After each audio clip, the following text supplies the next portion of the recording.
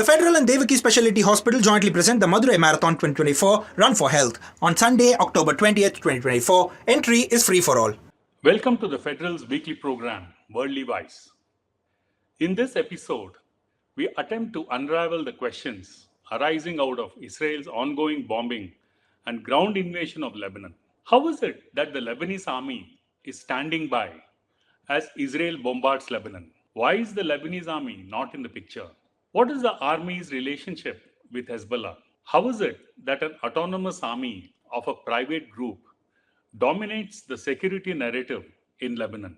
These are perplexing questions, and we will decode these, especially for those who have not had the time or opportunity to figure them out. As we speak, Israel is attacking what it calls Hezbollah strongholds in Lebanon, including parts of the capital, Beirut. Mind you, this is just a claim. There seems to be a massive corollary damage due to this attack. Israel and Lebanon share a common border, with southern Lebanon and northern Israel contiguous to each other. Around 1,400 people have been killed, many more injured. An estimated 1.2 million or 12 lakh Lebanese have been displaced from their homes. Some 200,000 or 2 lakh civilians are trying to flee and seek shelter in neighboring Syria. Scores of buildings and other infrastructure have also been destroyed. Israel says it is fighting Hezbollah, an independent militia led and made up of the Shia Muslim sect. Israeli airstrike has already killed its iconic chief, Hassan Nasrallah, some of his key political aides and militia commanders. What then is the Lebanese army doing? Why is it not intervening? And how is it that the armed Hezbollah group is allowed to function in parallel with the Lebanese army within a sovereign nation? As with the Palestinian-Israeli conflict itself, which many people tend to give up trying to understand, the Lebanese issue is even more complex. Let's try to make sense of this peculiar arrangement within Lebanon. Lebanon, incidentally, could rate as the most affected by the Israeli-Palestinian conflict, not just today, but from the 1970s onwards.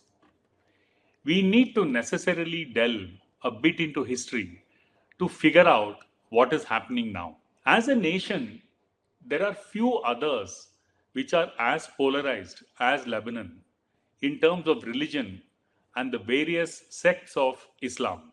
The highest number of Christians in any country of the Arab world is found in Lebanon.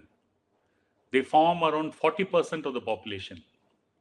The majority of them are Maronite Christians, followers of Saint Maron of Syria, whose influence spread to Lebanon in the 4th century.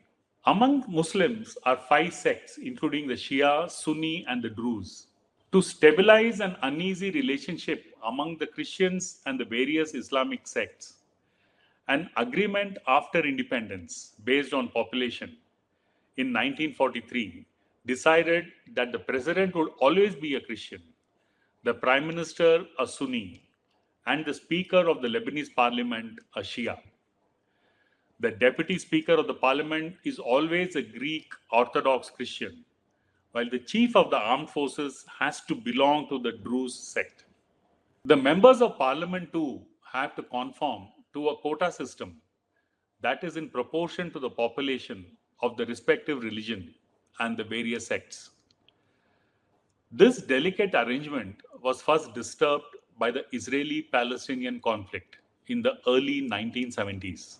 Now we need to briefly digress to the Palestinian-Israeli conflict and see how it got intertwined with Lebanon. Neighboring Palestinians were forcibly displaced from their homes by the newly created Israeli state in 1948. Many ordinary Palestinians fled to neighboring countries, including Jordan, Syria, and Lebanon. But the armed Palestinian resistance fighters settled in Jordan to the east and fought against Israel. After the 1967 Israeli victory over Arab forces in the Six-Day War, King Hussein of Jordan suspected that the Palestinian fighters who were based in his country were plotting to oust him from power. He expelled the whole lot of them from Jordan in 1970. All of them came to Lebanon. That was the start of Lebanese involvement in the conflict. The Palestinian refugees, including armed resistance fighters, were accommodated in camps set up for the purpose by the Lebanese government. The Palestinian fighters launched attacks on Israel from the southern part of Lebanon, which, as we said earlier, bordered North Israel. Within Lebanon, the Maronite Christians resented the large presence of Palestinian fighters who were predominantly Muslim. The Christians feared that Lebanon's demography would be altered in favor of Muslims. This triggered tensions between the Palestinian fighters and the Christians. Sporadic fighting led to a full-fledged civil war in 1975 that lasted 15 years until 1990. The Lebanese army was split on sectarian lines and effectively went defunct.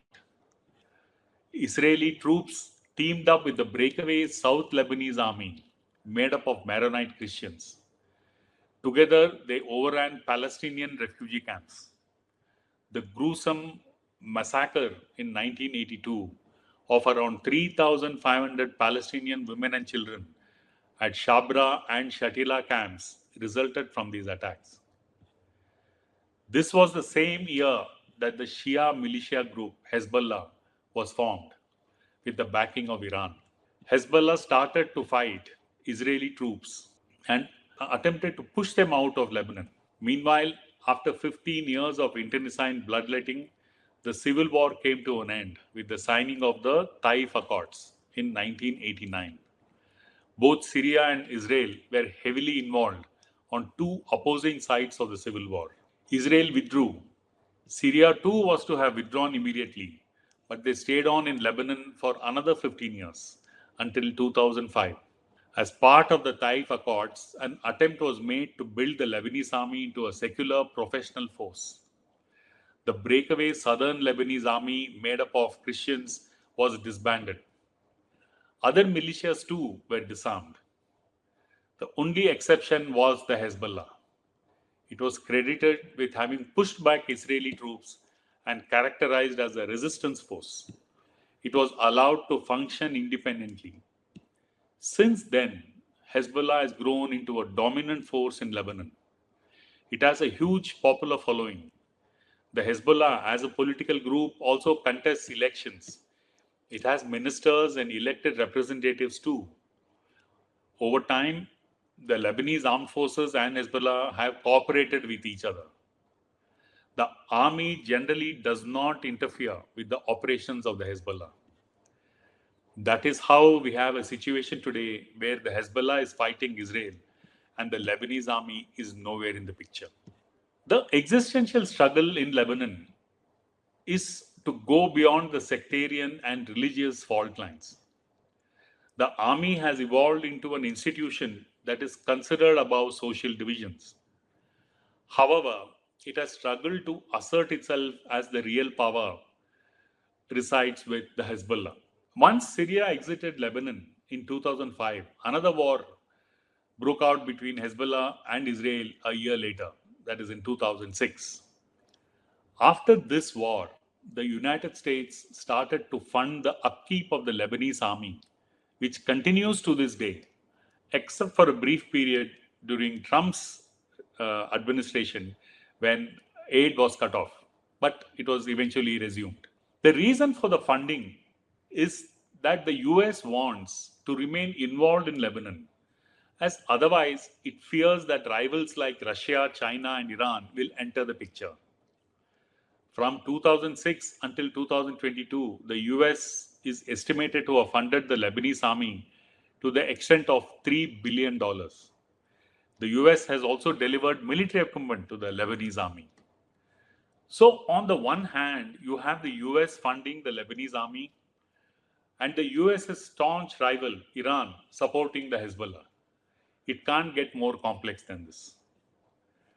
Adding to Lebanon's misfortune is its messy internal economy that has seen the local currency plummet in value, causing enormous distress in the last few years. There have been numerous agitations against the crippled economy. Politically, too, the post of president is vacant due to the non-cooperation of the Hezbollah in parliament. All this adds to the country's instability.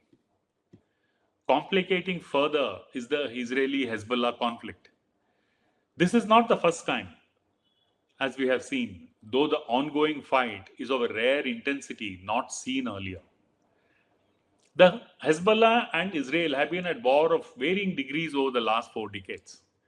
The latest round began after Hamas's October 7th attack on Israel last year. It was simmering with sporadic attacks over the last year from either side until Israel's attacks spiked recently. Since the last week of August, Israel has been on an overdrive. The Hezbollah is pushing back the Israeli troops on the ground, but they have been unable to defend against Israeli airstrikes. The army, depending on US dole, is in no position to fight Israel. Politically, too, it cannot, as it survives on American largesse. For the common Lebanese who had thought the bloody civil war and the problems of the past were behind them, another round of prolonged Hezbollah-Israel bloodletting is the last thing that they would want.